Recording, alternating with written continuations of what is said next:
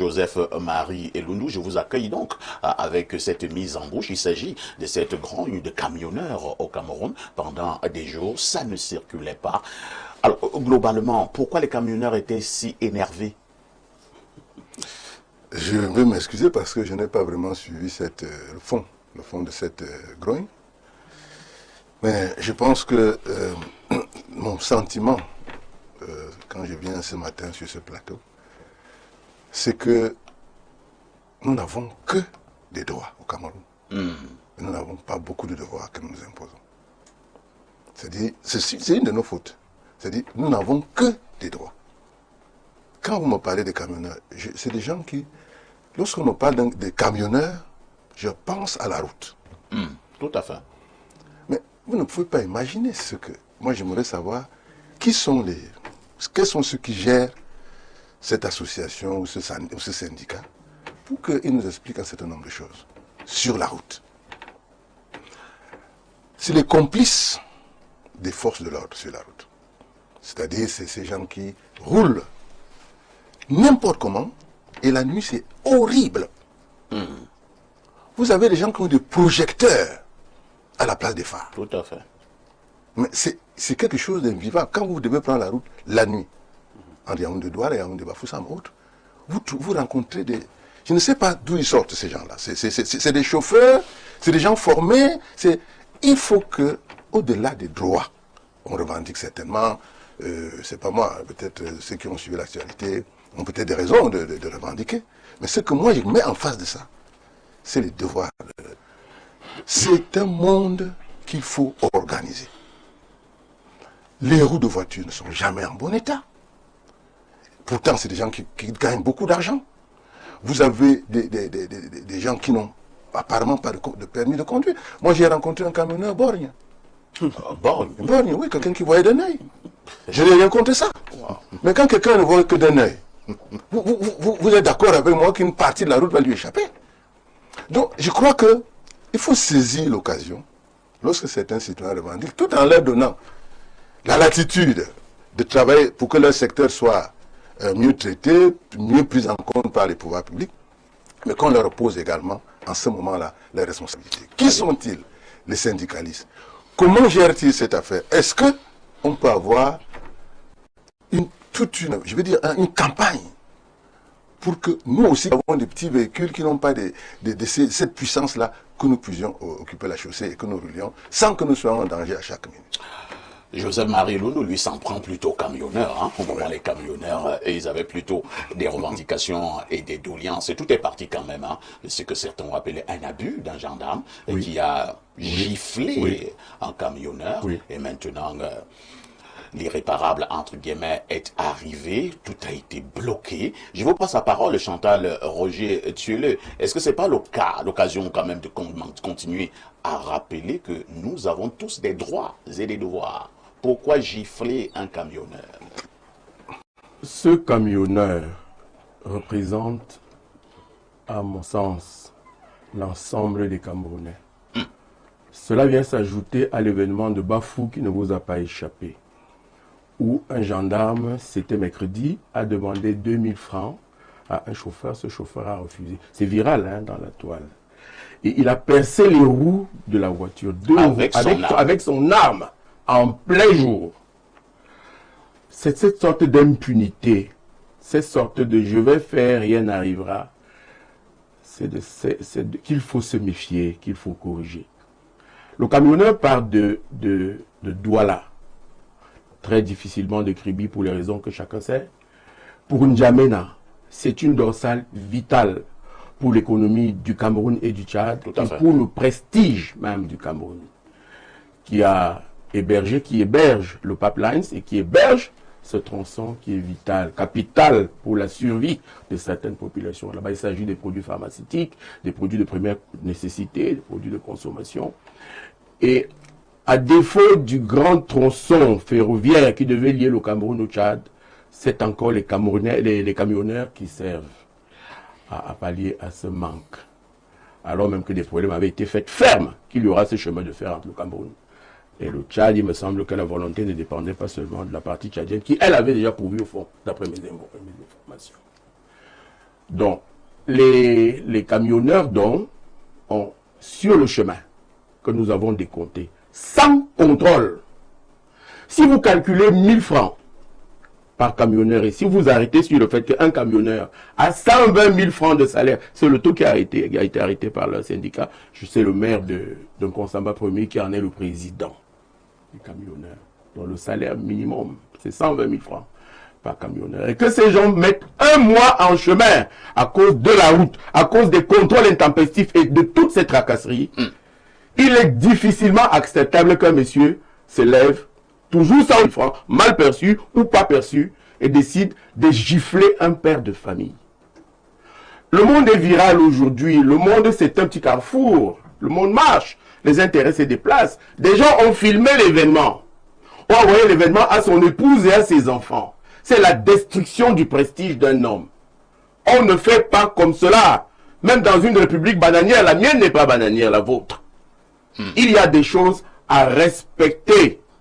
Par solidarité, à cause du seul ras-le-bol, les camionneurs ont décidé de faire entendre leur voix. Le gouverneur s'est déplacé et les camionneurs ont dit qu'ils ne voulaient avoir affaire qu'au ministre des Transports, qui leur a justement trop demandé, mon cher Joseph-Marie Elundou, qui a toujours demandé la correction en route, qui a toujours demandé la probité, qui a toujours demandé l'honnêteté, que donc maintenant ils sont giflés par les forces de l'ordre, par un gendarme dont le droit est précisément la tâche de protéger les autres. Le gendarme, voyez-vous, n'est pas le militaire, c'est pas le policier, c'est lui le procédurier, c'est lui qui protège, c'est lui qui écoute, c'est lui qui, je mets des guillemets, rend justice. Qui vous rappelle, je finis par là, qu'il fut un moment où des civils, les mains nues, les boxaient dans les camions, pardon de le dire comme ça, dans les bus, dans les bars à Yaoundé. Il a fallu une intervention vigoureuse du ministre Atangaji pour qu'on cesse de les bastonner. Ça dit que ce sont des êtres ordinaires en dehors de ces pistolets qui détiennent, qui sont le fruit de nos impôts. Je crois que ce coup-là, il faut dire non, que cela s'arrête et que les gens soient punis. Vous avez vu l'événement de Bafou où il revendique à haute voix 2000 francs. Il y en a un qui dit, tu ne m'as pas mis à l'école de gendarmerie. Si je n'ai pas 2000 francs, je ne prends pas. C'est grossier, c'est stupide et c'est analphabète. Merci Chantal Roger Tuleux. Je vais passer la parole au professeur Ouenangini. Professeur, le contexte au Cameroun, ce n'est un secret pour personne, est légèrement compliqué. Est-ce qu'il n'y a pas des situations que nous pouvons quand même éviter? Bien, ce que l'on peut dire, c'est que le corridor Douala-Kousséri est un corridor qui est très important, non seulement pour l'économie des transports, mais pour l'économie nationale et l'économie de pays voisins enclavés, comme le Tchad et la République centrafricaine. Simplement, dans une partie de ce corridor, disons entre l'Est et l'extrême nord, il y a souvent eu beaucoup de problèmes de sécurité. Et ça fait que les barrages se sont multipliés. Mais l'un des effets pervers de ces barrages, c'est que les camionneurs se plaignent beaucoup de problèmes de corruption. C'est un problème récurrent sur cette partie du corridor. C'est ce qui est à la base donc, de ce mécontentement. Simplement, on remarque qu'il y a eu très clairement des formes d'exploitation politique de la situation. Parce que certains des camionneurs sont allés au-delà de revendications corporatistes pour évoquer des revendications ayant trait à la situation politique. Ce qui montre bien qu'il y a des forces qui essaient de profiter de la situation. Vous soupçonnez les forces tapis dans l'ombre à chaque instant? Elles ne sont même pas tapis dans l'ombre. Quand quelqu'un, de manière très claire, vous fait des revendications qui ont trait à ce qu'on a appelé la crise post-électorale, est-ce qu'il est tapis dans l'ombre quand il répond à une interview et il fait cela? Mais si le gendarme n'avait pas également giflé un camionneur, nous ne serons pas arrivés là. Oui, mais ça peut aussi être un prétexte. Vous savez que quand on cherche à faire feu de tout bois, quand on veut créer une crise, on se sert de tout ce qu'il est possible d'exploiter. Ça ne signifie pas qu'il n'y ait pas de problème, puisque je vous ai dit précisément que les camionneurs, qu'ils soient camerounais ou étrangers, se plaignent de problèmes de corruption sur ces axes. Il faut donc pouvoir distinguer les problèmes effectifs qu'il y a sur ce corridor-là. Il y a des problèmes de corruption, il y a des problèmes de qualité des infrastructures, puisqu'une bonne partie de ce corridor est très très dégradée. et ça demanderait qu'il y ait une réhabilitation. Et là même, cette dégradation même a aussi eu des effets politiques. Parce que moi j'étais dans la Damawa et j'ai même eu à circuler dans les rues. J'ai suivi un certain nombre de perceptions sur la manière dont les gens considéraient la dégradation des routes. Donc les pouvoirs publics doivent être attentifs à tout cela, les problèmes entre guillemets ordinaires, mais aussi attentifs au risque de récupération et d'instrumentalisation de la situation.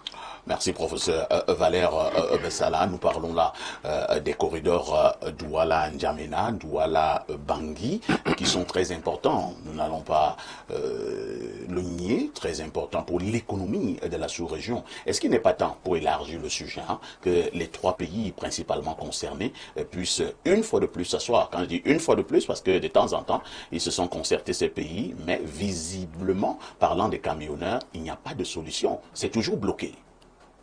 Non, je ne crois pas que les trois pays doivent s'associer ou se réunir. Je crois que ça, c'est du passé. Il y a un seul pays qui dérange, c'est le Cameroun. Ah bon? C'est le Cameroun qui dérange, puisque c'est le pays de transit. Pour partir de Douala ou de Kribi, pour la Centrafrique, ou alors pour le Tchad, N'Djamena. C'est le Cameroun qui dérange, parce que le pays de transit qui n'arrive pas à maîtriser les opérations de police administrative. Parce que quand on parle d'un policier en route, un gendarme, et même parfois un militaire, parce qu'il y a des postes mixtes en cas d'urgence ou de nécessité, ce sont des opérations de police administrative. Et la police administrative a pour objectif principal le maintien de l'ordre. Maintien de l'ordre à titre préventif, c'est-à-dire qu'on assoit une information qui nous indique clairement qu'il y a des engences d'insécurité, ou alors des éléments pouvant aboutir à l'insécurité qui pourraient circuler dans le corridor. Alors on administre un poste à un lieu ou sur une route, sur une coulée de route. Ou alors tout simplement parce que ce sont des activités de routine.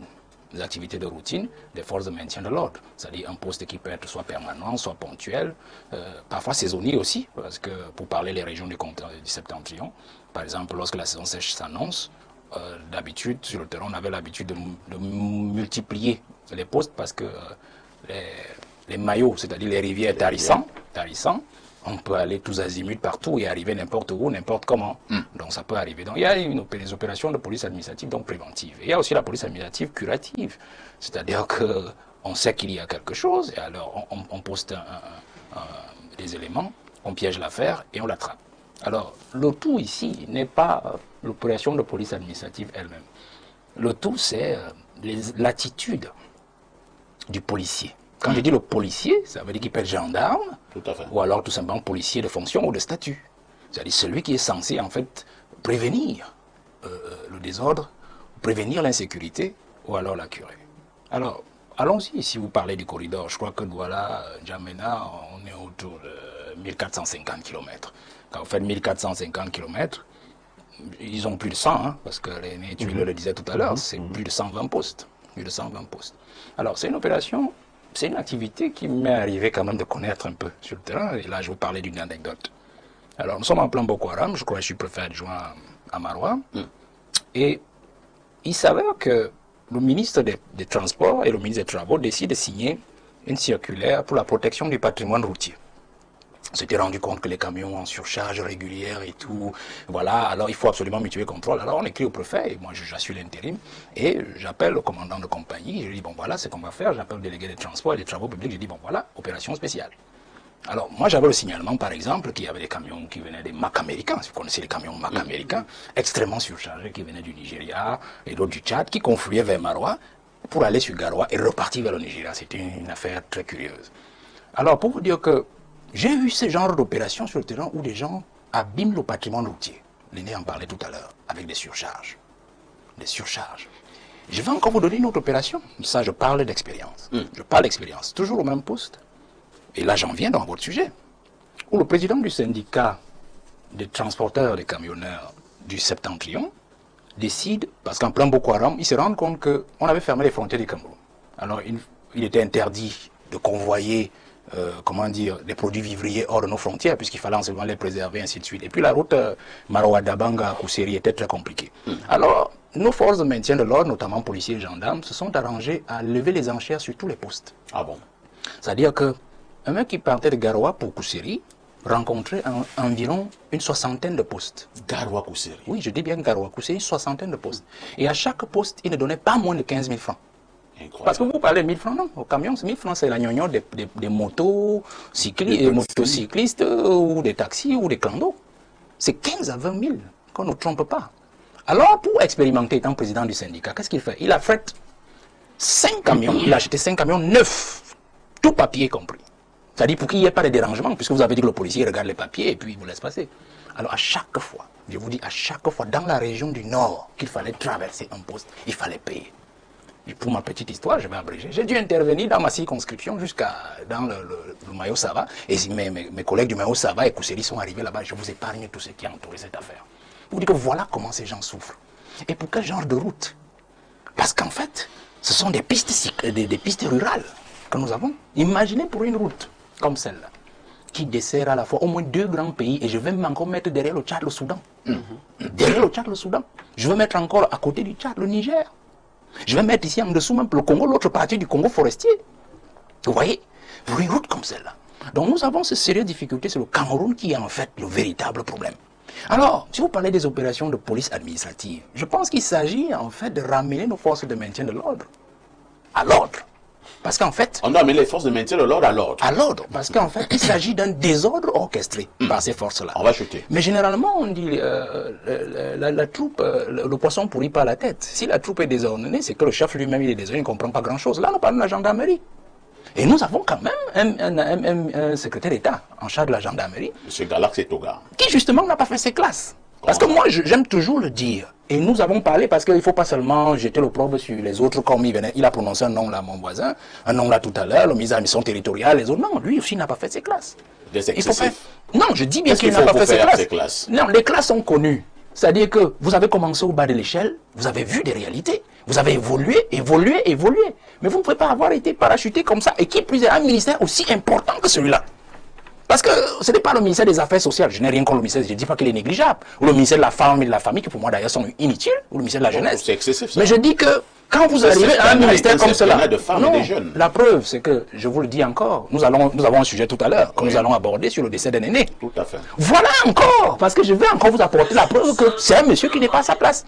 Parce que le véritable souci aujourd'hui c'est que si vous maîtrisez le métier, vous maîtrisez les forces de maintien de l'ordre, il faut avoir travaillé soit dans cet environnement-là, soit dans une autre administration qui vous a mis pratiquement à proximité et à connexité avec ce genre de règlement. Merci. Donc je voudrais dire que sortir que les opérations de police administrative doivent être des opérations qui doivent être confiées généralement aux autorités administratives sur le terrain. Mais vous allez donc vous rendre compte qu'il y a des postes parfois dont le sous-préfet n'est même pas au courant. Le préfet n'est pas au courant. C'est-à-dire le commandant de compagnie se lève et il dit, bon voilà, je place un poste à tel niveau parce que beaucoup ont des cotisations. Vous savez ça? Ah oui, moi je vais vous dire sur le terrain. Non, monsieur Pafa, ici, vraiment, vous avez posé ce sujet. Être à jour de ses cotisations, vous avez multiplier les postes. Vous avez posé ce sujet. Je veux vous dire comment ça se passe. Permettez-moi. Sur le terrain, je parle aussi d'expérience. Vous vous rendez compte que vous avez votre commandant de compagnie. Oui. Vous savez par exemple qu'il y a 3 postes permanents sur un corridor.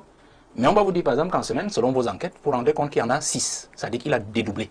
Pourquoi? Parce que l'élément, quand vous le saisissez, parce qu'on le faisait régulièrement, vous faites des questions, vous faites venir un gendarme, vous dites qu'est-ce que vous faites là? Parce que vous faites le tour, vous-même le préfet, le sous-préfet, qu'est-ce que vous faites là? Non, c'est le chef qui nous a envoyé. Alors, quand vous menez vos enquêtes, pas le spécial, qui est généralement un policier, parce que pour avoir l'information d'un gendarme, il faut passer par le policier. Pour avoir l'information d'un policier, il faut passer par un gendarme, parce qu'ils n'aiment pas beaucoup. Mais généralement, l'information, c'est comme ça qu'on la tient.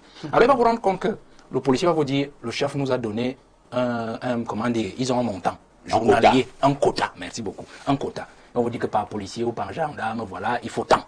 Si vous ne l'avez pas, au bout d'un ou 2 jours, il vous envoie plus sur le terrain. Voilà, donc, ça, là, vous êtes sérieux là. Vous allez donc vous rendre compte que le monsieur sera donc sur le terrain et va faire ce qu'il a fait. C'est-à-dire que gifler un honnête citoyen. Pour que l'argent sorte. Bien sûr, pour que l'argent sorte. Parce que pour lui, un camion vu, c'est une espèce sonnante et trébuchante qui tombe dans ses poches. Vous comprenez? Donc il ne veut pas savoir si vous avez des papiers ou pas.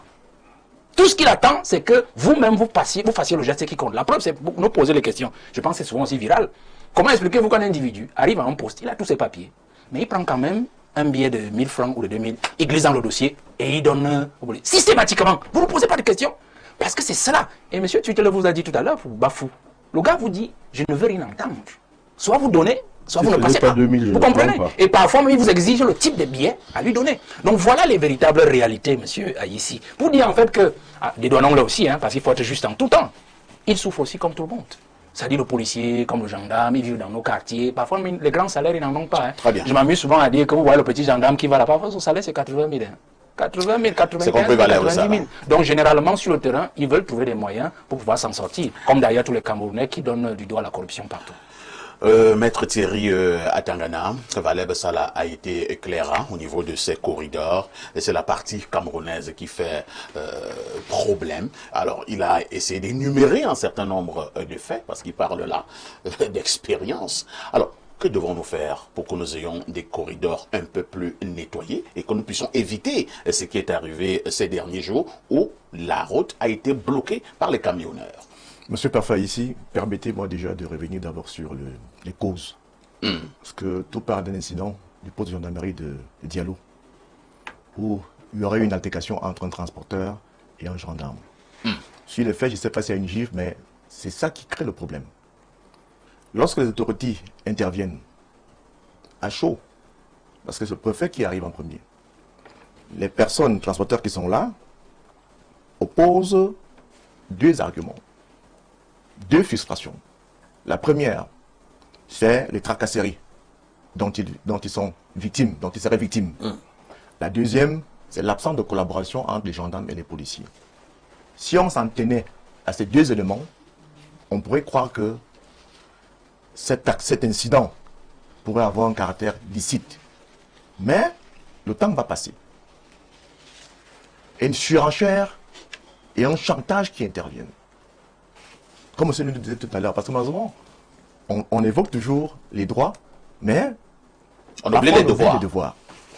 Donc, je suis ravi de ce que cette situation a trouvé une solution, mais je pense que le gouvernement et les transporteurs devraient, en toute humilité, comme vous l'avez soulevé tantôt, revenir sur les dispositions des conventions collectives qui ont été signées entre différents acteurs.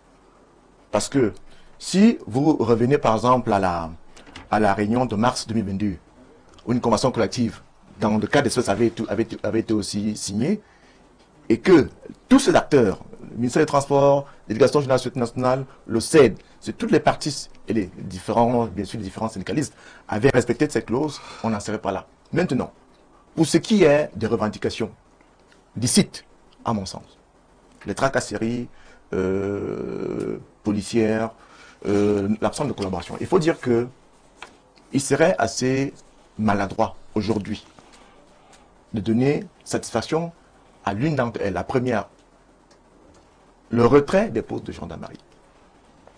Je suis plutôt, monsieur Valère Sala, qui parle de discipliner davantage les OPJ, gendarmes politiques qui sont sur le terrain. Parce que malheureusement, si un temps soit peu, chacun s'arrangerait à faire son travail, rien que son travail, sans nécessairement verser donc ces actes de corruption, on n'en serait pas là. Donc pour ma part, il y a lieu, n'est-ce pas, d'interpeller les uns les autres, un peu plus de discipline. Quand j'ai dit cela, je voudrais revenir sur le propos de M. Valère Bessala qui... à quel niveau M. Valère Bessala qui a pensé que le secteur d'État et de défense n'aurait pas fait ses classes et il serait comptable de ce qui est arrivé à Diallo. Je dis, mon avis est celui-ci.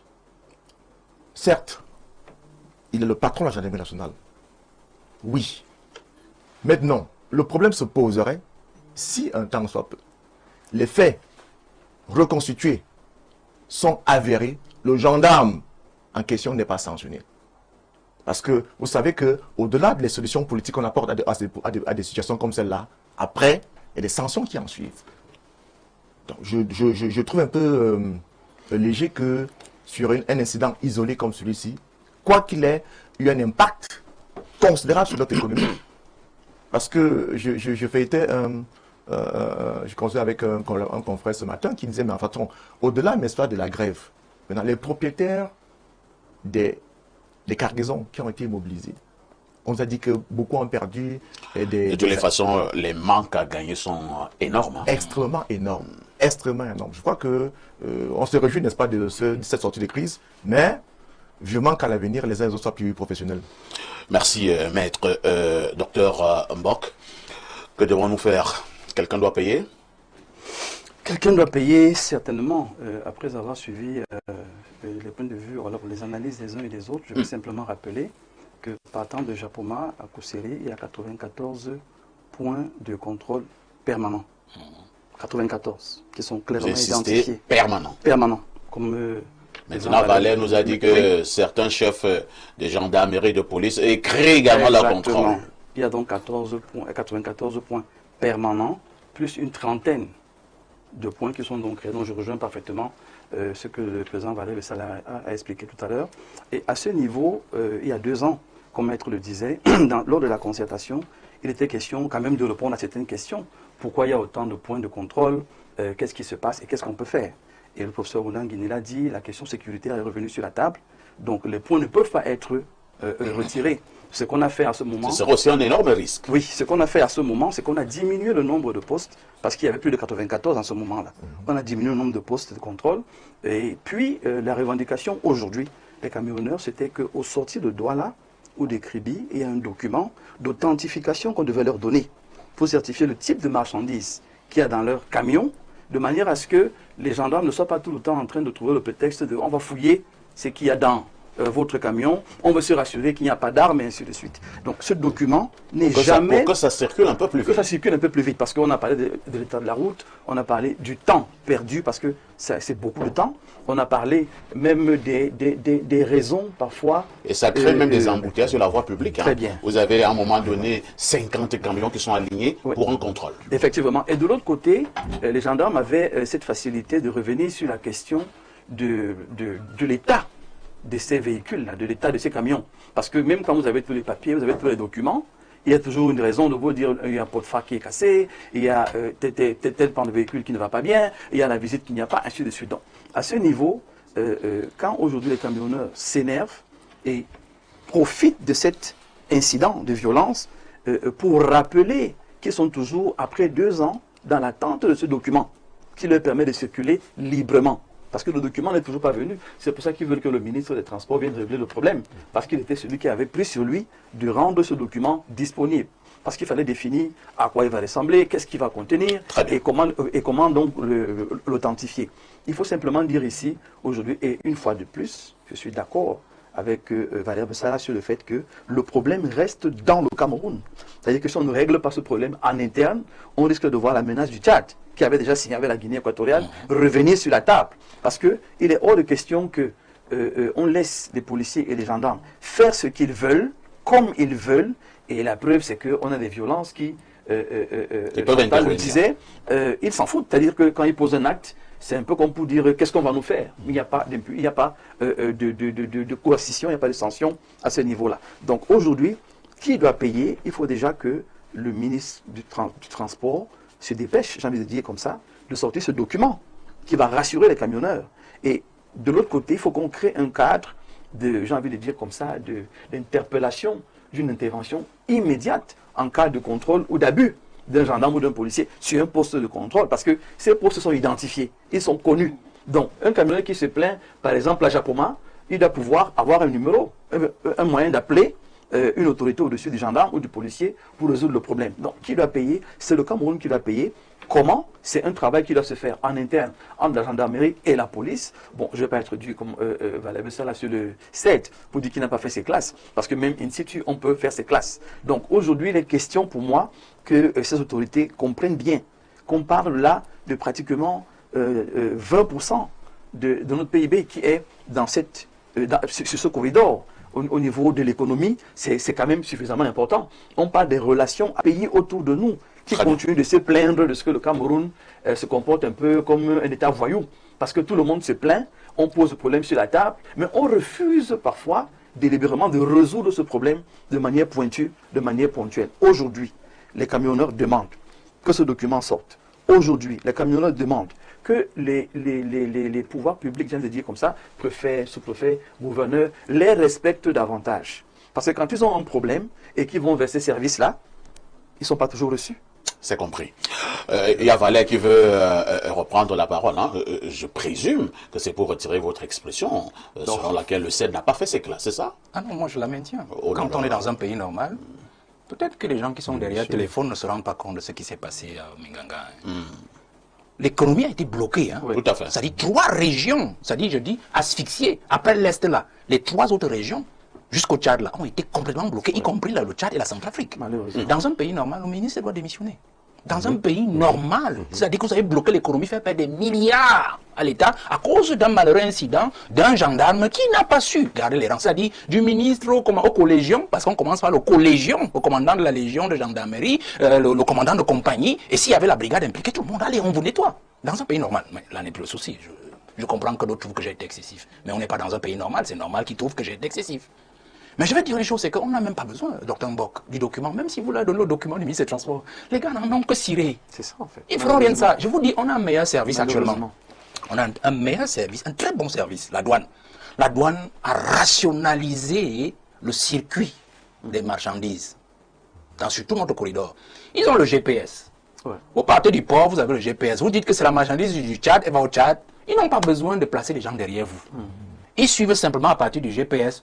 Checkpoint, vous êtes arrêté à tel endroit, vous êtes arrêté à tel endroit. Et lors des pesages, on voit est-ce que le poids, le tonnage a changé, ainsi de suite, vous justifiez. Et quand vous arrivez au Tchad, à la fin, on fait encore un check et on se rend compte que la marchandise est là. C'est bon. Voilà. Vous voyez donc, ce n'est pas une affaire de papier, ils n'en ont que foutre. La gendarmerie aujourd'hui devrait s'arrimer à ce vent de modernité. C'est-à-dire que, dites-moi, à quoi sert même un peu. Moi, j'ai souvent, sur le terrain, je parle toute l'expérience. C'est un sujet qui m'intéresse beaucoup. Je demande parfois aux policiers, aux gendarmes, attendez, quand vous dites que vous comprenez quoi? Voilà. Parce que nous, on a, comme autorité administrative, des signalements. Trafic de drogue, trafic d'armes, trafic de ceci. Quand vous venez, vous regardez les pièces de quelqu'un, vous feuilletez, vous guidez 1000 francs, vous lui donnez, alors qu'il a des armes sur le pont. Ils créent même des boîtes à outils où lui, il a des kilogrammes de cannabis qu'il transporte. Parce que tous ces camionneurs-là, quand vous voyez le trafic de drogue et tout ça qui vient du Soudan, de la Libye, de ceci, c'est eux, hein. C'est eux qui transportent. Nous, on est arrivé à des choses où vous arrivez des camionneurs, des armes dans les ponts, parce qu'ils ont une habitude, c'est que quand ils achètent un camion, c'est-à-dire les plateaux là, ils les amènent à Douala, je pense que c'est une entreprise commétale, ils les refont à la dimension de leurs ambitions. Vous allez voir qu'un plateau est parfois plus long, on l'achète sur le blanc, il est plus court, mais il devient plus long ici, ils refont au chaînage, parfois on a des camions de 30 roues, hein, carrément. Et donc le gars, il vous travaille cette affaire. Le policier qui vient là, il regarde le papier, alors qu'il y a des armes, il y a la drogue, il y a ceci. Vous voyez donc le gendarme, le chef des gendarmes, qu'est-ce qu'il fait? Tout ce qui l'intéresse, c'est l'épée. Comment vous appelez ça? Ces histoires de... on filme les gens au bord de la route là, et on voit l'excès de vitesse, et puis on voit les radars. Alors qu'on devrait plutôt utiliser aussi ces radars-là, qui sont un peu comme des scanners. Quand un camion vient au checkpoint, le gars, il doit avoir son scanner, la machine scanne le camion et voit effectivement qu'il y a une matière, comme dans les aéroports. Tout à fait. Pour ceux qui voyagent, on n'a pas besoin de vous dire, ouvrez votre valise, enlevez ceci. On passe juste la machine et on se rend compte qu'attention, il y a quelque chose là, la machine est en train de... Parfois, d'autres ont des chiens, d'autres ont des chiens pour renifler, par exemple, la drogue. Alors, vous voyez donc, il y a un problème, il y a donc un problème avec ces gens-là. Il est de ces camionneurs en plus légers que comme de ceux qui nous contrôlent tous les soirs, pour ceux qui ne détestent pas la Guinness comme moi, au bar qui s'arrête et c'est le barman qui court avec 1000 francs lui donner. Dans le cas Yaoundé 6, il y a quelquefois 15 contrôles en une seule soirée. Donc quelques-uns viennent même à bord d'une moto, à obligation pour celui qui a le bar ouvert jusqu'à minuit. Vous voyez les risques pour la sécurité au Cameroun, de donner ces 1000 francs pour ne pas être scellé. Donc moi je vais achever pour dire qu'il faudrait plutôt que le secrétaire d'État, puisque vous dites qu'il est compétent, qu'il mette les fonds dont il dispose justement pour ces gens-là, qu'on les forme, qu'ils forment d'abord ces éléments pour ces contrôles-là et qu'ils leur donnent du matériel. Au lieu de flasher au bord de la route, c'est bien, c'est déjà bien de flasher les excès de vitesse, mais il faut flasher ces camions-là pour que les éléments insécures, on puisse mettre la main dessus. Et je vais donc dire que Dr Mbok, il a bien soulevé l'affaire. Le Tchad n'est plus au niveau d'essayer. Hein. Le Tchad, il est en train de voir le Congo comment sortir une route à l'arrière pour contourner le Cameroun. Et suite aux affaires du pipeline, les affaires Savannah et ces affaires de merci. Ce n'était qu'une mise en bouche, hein, très cher panéliste. Je vois tout le monde qui lève le doigt là, je suis désolé. Moi j'ai un problème de temps. Vraiment, vous aurez exactement 1 minute, monsieur Lundu, et 1 minute pour le professeur. Moi je suis très heureux de la chute de Bessa là, parce qu'effectivement, on est souvent des procureurs. Hein. Nous avons un problème d'archaïsme. En fait, le problème que vous voyez là, c'est les archaïsmes du système de gestion. Et lorsque Bessa part de l'Inde, de ce qu'on peut appeler peut-être sans forcer, il n'a pas fait ses classes, en fait, on devrait quand même aussi interroger la tête d'une institution. Ici, il faut numériser. C'est-à-dire, on ne peut plus... Si vous restez à la tête d'une structure qui s'embourbe, le problème, tout ce qu'on cite là, c'est depuis 30 ans. Ouais. Ce n'est pas des problèmes, nous avons débattu depuis longtemps. il y a un problème de modernisation, donc de qualité du leadership arrimé à la nouvelle si économie. Si l'on modernise un peu trop, n'avez-vous pas l'impression qu'il y en a qui vont perdre les avantages sur la route? Mais regardez ce qui se passe avec les postes Nous avons le péage. cas de péage, en particulier, je m'en parlais. Le péage automatique, apparemment c'est bloqué. En fait, vous ne plaidez pas pour qu'il continue à bon, voilà. Je dis que nous sommes d'accord que le Cameroun a ce problème. C'est que nous avons des leaders qui ne sont pas arrimés à la nouvelle économie. Je ne sais pas comment on peut appeler ça, mais c'est une forme d'incompétence. C'est-à-dire que vous ne pouvez pas être là un poste pendant 10-15 ans. On pose les mêmes problèmes. Et rien n'est fait. Alors, si vous passez 2 fois devant le même arbre, en vous promenant en forêt, sachez que vous êtes perdu. Professeur Roland Guini, un ajout. Bon, sur 2 points, décidément, je vois que M. Bessala a un problème avec le 7. C'est que je ne crois pas. Bon, mais passons. Bon, il y a effectivement la nécessité de consolider les procédures de contrôle. Et pour ça, on a besoin de la modernisation. Mais ici, on va se heurter à des inerties de corps. Ce n'est pas un simple problème de leader, c'est un problème de corps. Ouais. Les corps ont développé des pratiques et résiste à ce type de modernisation. Ça, c'est deux. Mais je reviens sur l'élément politique. Oui. Les forces de maintien de l'ordre ont plus ou moins dégagé la voie pour rendre possible le conflit. Vous savez l'effet réactif qu'il y a. Il y a maintenant sabotage sur la ligne ferroviaire, où on voit qu'en réalité, c'est quelque chose qui est politique. Il y a des forces qui sont déterminées à créer une crise d'articulation entre le nord et le sud du Cameroun. Et je dis aux Camerounais, encore une fois, il faut faire extrêmement attention. Ce type de jeu d'apprentis sorciers, c'est facile de les commencer. Mais quand les effets pervers vont arriver, vous serez encore les premiers à vous plaindre. Voilà. Vous êtes en direct sur Info TV.